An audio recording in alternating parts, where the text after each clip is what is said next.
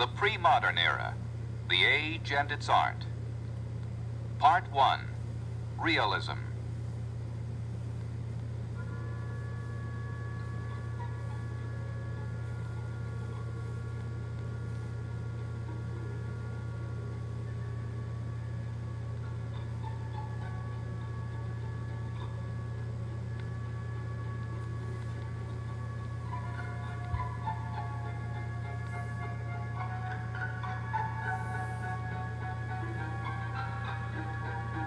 The Eiffel Tower.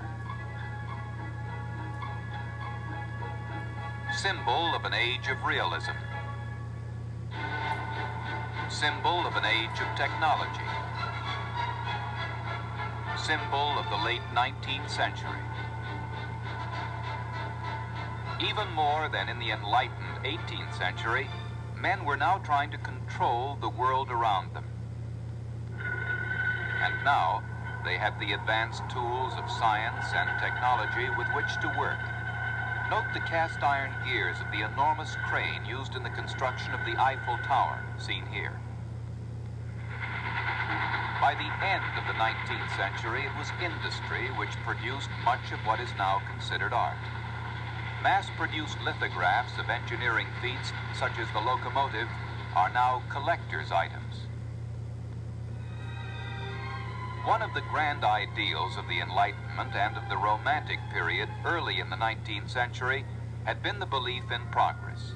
Progress is symbolized here by an old-fashioned man-of-war being towed to her destruction by a product of the modern age, a small black tugboat belching smoke.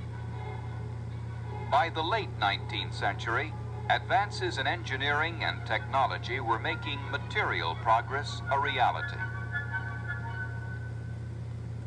The engineer Eiffel constructed his famous tower to commemorate the Great Paris Exposition of 1889, but he had earlier made his reputation as a builder of bridges.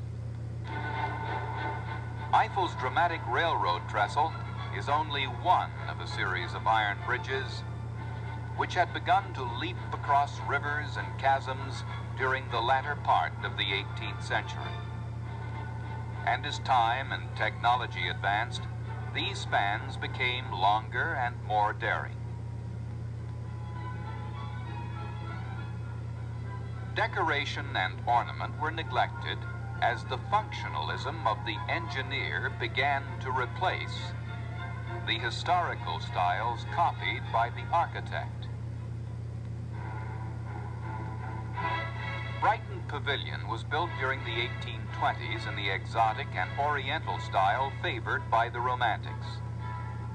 But the Fairyland exterior concealed a functional inner structure supported by cast iron columns.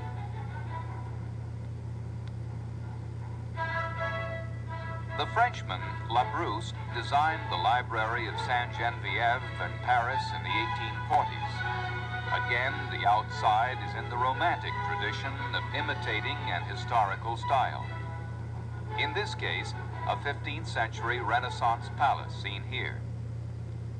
But inside the library, the reading room has a vaulted ceiling supported by slender iron columns and iron ceiling ribs cast into intricate designs.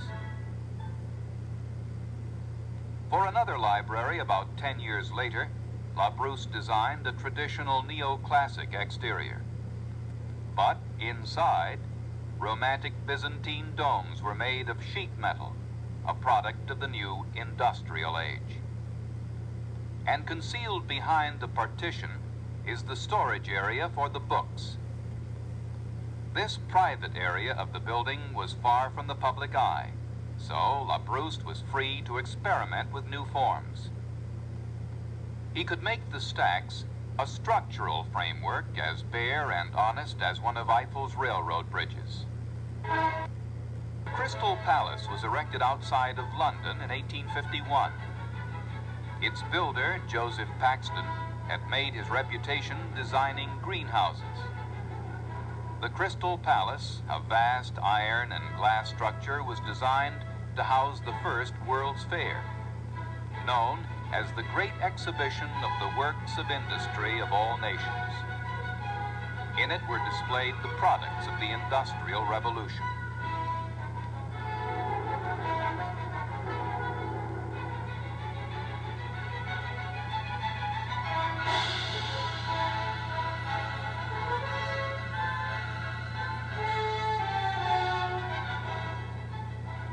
But the building itself was the best expression of the new technology. The many thousand cast iron and glass parts were manufactured in factories all over England. Thus, prefabricated with interchangeable parts, the whole exhibition hall was put together in only a few weeks' time. The potentials of engineering captured the imagination of Western man in the late 19th century. The tremendous strength of iron girders made dreams of vast spaces an engineering fact.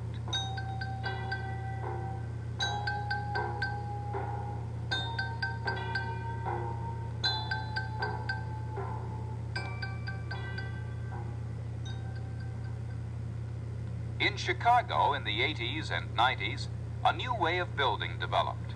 It was based on the mass production of steel, a recently perfected alloy of iron. Here it is used in the ceiling girders.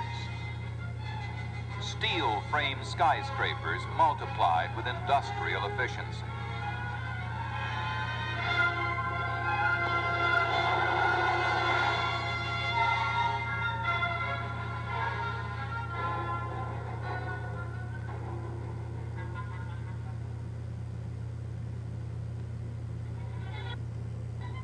As man increasingly concerned himself with the technical world, the subject matter of painting moved away from these emotion-filled romantic scenes, which had predominated in the first half of the century.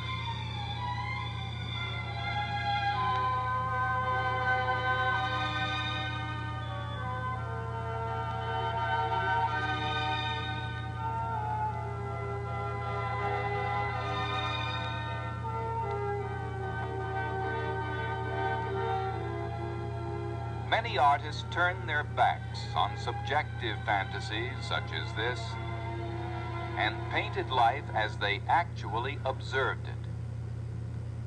These artists, led by Gustave Courbet, called themselves realists. Courbet and some of his contemporaries selected scenes of ordinary life favoring the poor and downtrodden classes. Men and women struggling with the practicalities of everyday life in order to survive. A political radical, Courbet felt that the smug middle class should stand with deference before the artist, in this case himself, who glorified the proletariat. A clash of artistic values soon developed, the past against the present, or the academics who preferred to emulate the past against the politically active realists. A contemporary satirized this by showing neoclassicism in mortal combat with realism. The realist rejected the romanticized past, seen here as irrelevant. Many late 19th century artists felt that if the present were an ugly age, and mankind suffered great hardships, it was the duty of art to reveal the brutal truth. It is no coincidence that this was the century of Darwin, whose law described a ruthless survival of the fittest, and of Marx, who saw life as a desperate struggle for survival. As if to give visual expression to man's struggle, backbreaking work became a predominant subject of literature and art during the late 19th century.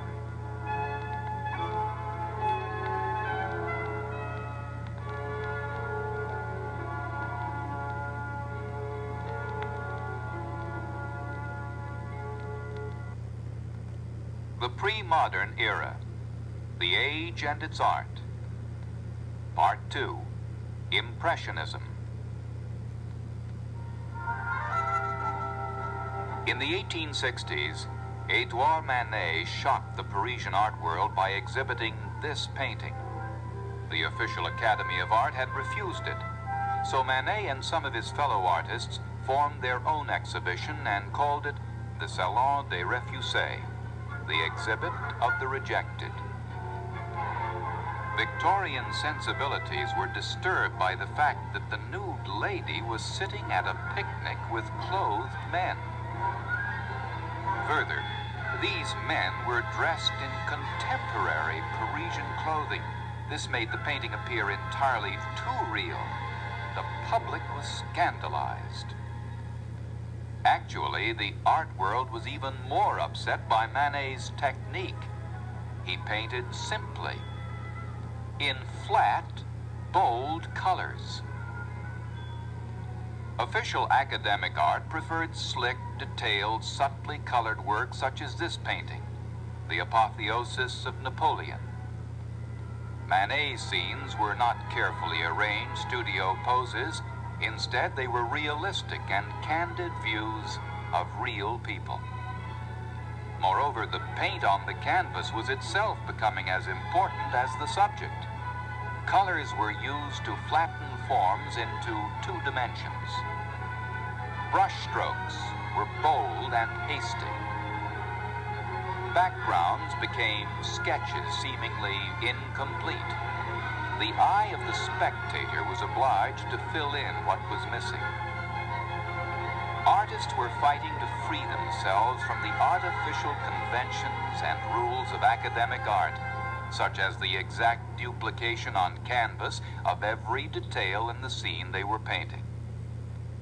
Also, the pursuit of literally capturing the external and objective world had inspired scientific and technological minds like Daguerre's to the invention of the photographic process.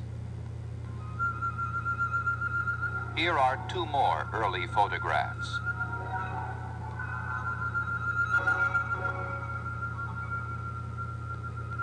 The development of the camera encouraged many artists to give up mere technical reproduction of their subject matter.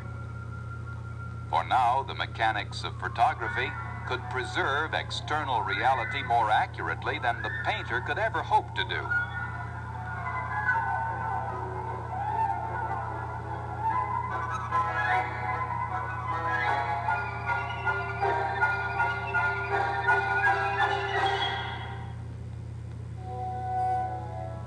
Thus, the artist was free to approach reality from his own individual point of view. Some tried to record their impression of a subject as rapidly as possible. As a blink of the camera's eye could duplicate objective reality, so the painter's personal technique also became intentionally hasty. Painters left their studios and painted out of doors, right on the scene. This practice was satirized in Daumier's cartoon, Landscape Painter at Work. The artist set his easel anywhere before the subject he wished to capture, as if he were the camera. Several painters even had boats rigged out as floating studios. At an exhibition in 1874, Claude Monet, not to be confused with Edouard Manet, showed a painting which he called Sunrise Impression. Monet was not so much interested in the details of his subject matter as in the play of light in the early morning atmosphere. The label Impressionist was given to Monet and his associates, who painted in a similar way. Impressionism was really a series of techniques. The Impressionist artist set for himself the goal of recording the effect of light upon objects and upon the atmosphere. Thus, whatever scene he selected to record, his real subject was light and air. He used brilliant colors even in the shadows because, he reasoned, shadows are actually not gray or black, but merely the darker hues like blue, violet, or green. Instead of mixing their colors on the palette according to tradition, the Impressionists set down individual flecks of pure color next to each other on the canvas. These separate flecks of color were blended by the optical process in the viewer's eye. Let your eyes go out of focus for a moment and notice the vibrancy and shimmer approximating the visual experience of sunlight created by this further optical blending. In this optical approach to reality, the subject itself became unimportant. It could, for example, be haystacks painted at different times of the day or season. The important thing was that at each time the light and atmosphere would be different. So Monet worked rapidly to catch the one moment before the light changed. Here he studied the facade of a cathedral seen in differing light and varying weather.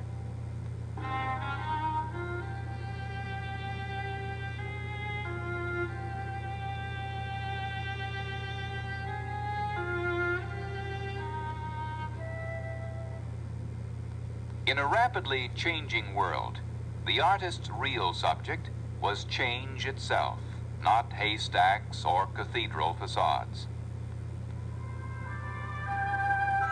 As if they were high-speed recording machines, the Impressionists set their easels out of doors to catch a quick impression of the effects of sunlight.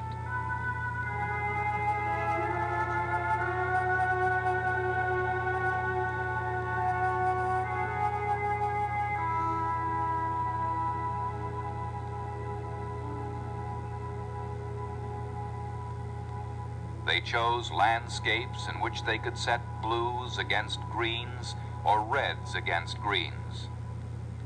These contrasting colors caused a vibrating sensation to the eye. A close look at the surface of this canvas shows how the eye and mind of the spectator actually bring the individual flecks of color together to form the complete picture.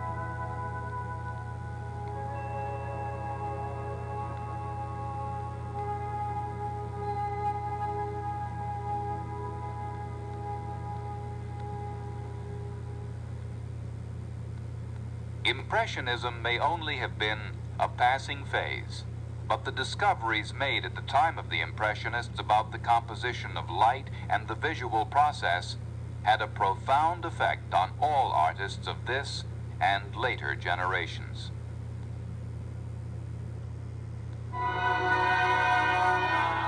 The artistic phase which followed Impressionism, known as Post-Impressionism, included four individual giants of art: Georges Seurat, Paul Cézanne, Vincent van Gogh, and Paul Gauguin. Seurat and Cézanne were like atomic scientists. They envisaged their paintings as miniature models of the world. Because of their concern with structure, they are considered formalists. In comparison to Van Gogh and Gauguin, who turned their creative eye inward. Often referred to as expressionists, they sought to capture the personal and subjective reality of their feelings and emotions. Despite their different individual approaches to reality, all four painters agreed that literal, external reality was a subject for the camera and not for the paintbrush. The artist's job was to search for intangible realities, be it the abstract reality of forms and forces sought by the formalists, Seurat and Cézanne, or the subjective reality of man and his vision of his world pursued by the expressionists, Van Gogh and Gauguin.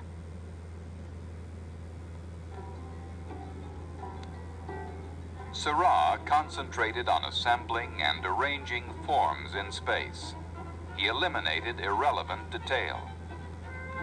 This left him free to reconstruct his subject in space out of countless tiny parts.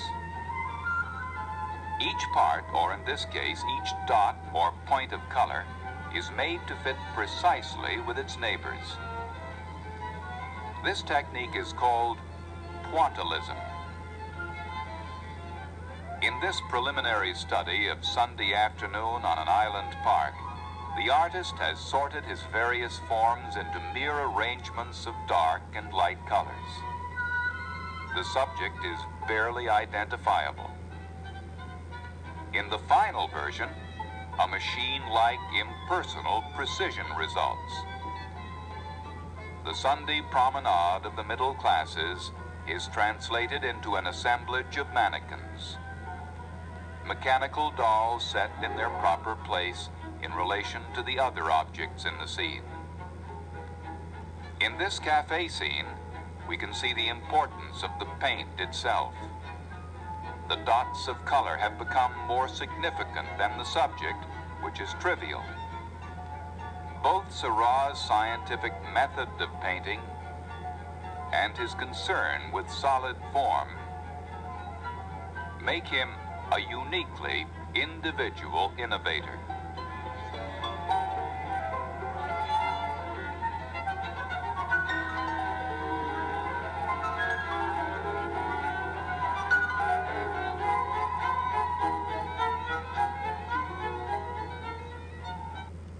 The pre-modern era, the age and its art.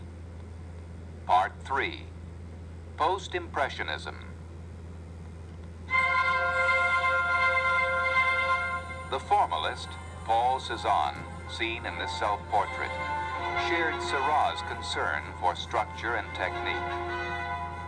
Though first exhibiting with the Impressionists, such as with this early work, Cézanne soon looked beyond sunlight and the ever-changing appearance of things, as you can see in this later work.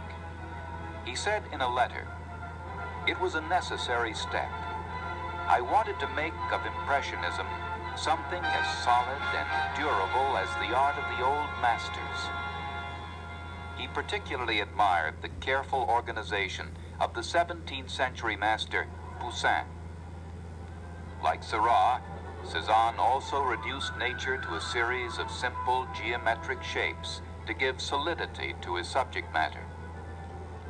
Instead of using Seurat's dots, however, Cézanne assembled his subjects out of square color planes, carefully laid one next to the other. He wrote, "Let me remind you of what I have been saying. Nature should be reduced to cylinders, spheres, and cones. The whole work should be in perspective. I am trying to show perspective with color alone. Man's view of nature is more in depth than on the surface." Cézanne lived on the verge of a new age, an age when old traditional values were being rapidly rejected. For instance, this traditional still life, seen from a single perspective, had a feeling of permanence. In Cézanne's rapidly changing world, however, these timeless qualities had lost much of their meaning. Instead, Cézanne implied motion and the passage of time by giving each object, the table, the pitcher, the fruit, its own perspective. Follow the edges of the tabletop. The lines are broken. They do not meet on either side of the tablecloth. Each part of the picture is seen from a different point of view. The basket of fruit is seen from eye level. The pot is seen from above. The covered bowl is seen from the side. And the pitcher from the right. This use of different perspectives within the same work helps to translate abstract ideas of motion and the passage of time into concrete visual images.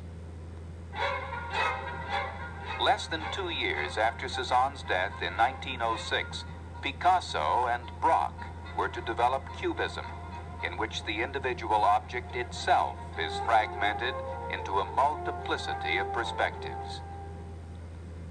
In contrast to the formalists were the expressionists, Van Gogh and Gauguin. They sought not the reality of forms and forces, but the inner reality of the self. Both avoided industrialized society in their paintings and in their lives. Van Gogh escaped by committing suicide, and Gauguin escaped to the tropical and exotic world of the South Seas. In a world rapidly becoming over-civilized and over-mechanized, these two artists turned inward to express primitive, childlike emotions. In rejecting the Impressionist objectivity, Gauguin said, "The Impressionists look for what is near the eye, and not at the mysterious centers of thought." Paul Gauguin tried to express the mysterious vital forces that animate the universe, such as the miracle of childbirth, venerated in the Nativity. He first escaped from civilization to the primitive farm regions of Brittany in northern France.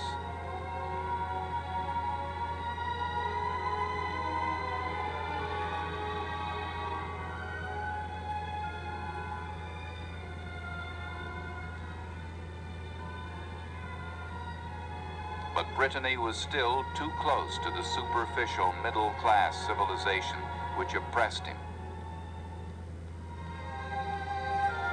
Abandoning his family and his bourgeois life completely, Gauguin fled to Tahiti. There, among the innocent natives, he could, as he put it, paint like a child and be in harmony with the mysterious being of the universe. Now he repeats the Nativity theme in a Tahitian setting. Like the bright, flat patterns of the native costumes, Gauguin's canvases more and more denied the illusion of deep space and themselves became flat, brilliant statements of color and sensuous line.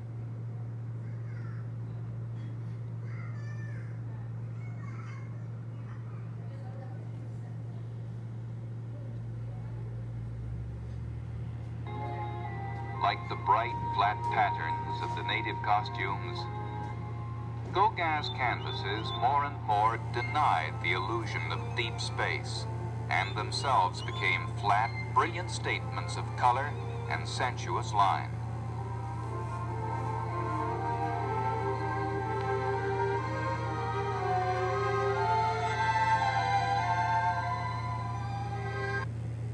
For his part, Vincent van Gogh said, "Instead of trying to reproduce exactly what I have before my eyes, I use color more arbitrarily so as to express myself more forcibly."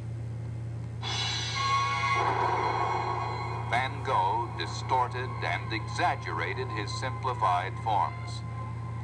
His self-portraits are alive with writhing and twisting lines.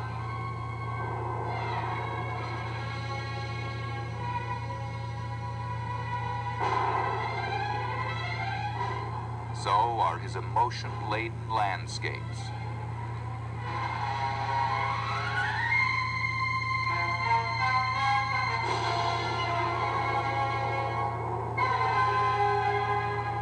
The canvas is filled with agitated, struggling forms. The colors are intense, brilliant. The sky is dreamlike and explosive, an hysterical and tension-ridden vision. Van Gogh's reality was a foreshadowing of Freud's. He painted suppressed and seething unconscious forces overlaid by a thin veneer of civilization. His prison courtyard symbolizes the oppression of the mind more than of the body. In contrast to the serious visions of the post-impressionists, the fashionable art of the day was restless and self-conscious. Artists pretentiously called it Art Nouveau, or the new art. In fact, it was really not much more than an escape into eye-pleasing decoration. Its lines twist through mass-produced poster designs. Architecture. Advertisements. Park benches. and even streetlights. The curvilinear forms of Art Nouveau suggest the last forlorn twisting of an individualism that would find little place in the regimented mass societies of the 20th century. As we have seen, the second half of the 19th century was a tangled web of conflicting views of reality. There was the reality of ugly truths, the reality of light and air, captured in a quick impression, the reality of forms and forces, the reality of the inner self, and the denial of reality in the fanciful decoration of Art Nouveau. Gone was the Renaissance vision of life. Man was no longer the center of things. He no longer controlled his destiny. Gone was the 18th century Enlightenment ideal of the best of all possible worlds and the perfectibility of man. Gone was the early 19th century romantic opportunity to escape into the distant past. By the end of the century, industry, engineering, and technology had changed the life of Western man. Romantic values had been rejected in favor of a material and practical world. Many turn-of-the-century artists rejected this materialistic industrial world, as had Gauguin and Van Gogh. They revolted against science and mechanization. Fin d'un siècle means end of an age. For most men, it had been an age of hope and faith in the miracles of industry. For the sensitive, far-seeing visionary, however, it had become an age of world sickness and anxiety. In 1893, the Norwegian painter Edvard Munch captured the essence of an oppressive environment filled with fear and terror. It had become a threatening and incomprehensible world. By the turn of the century, the artist was striving to express his deep-seated fear of the present and the future. It was too late to turn back from the technology he had worshipped. There was no escape.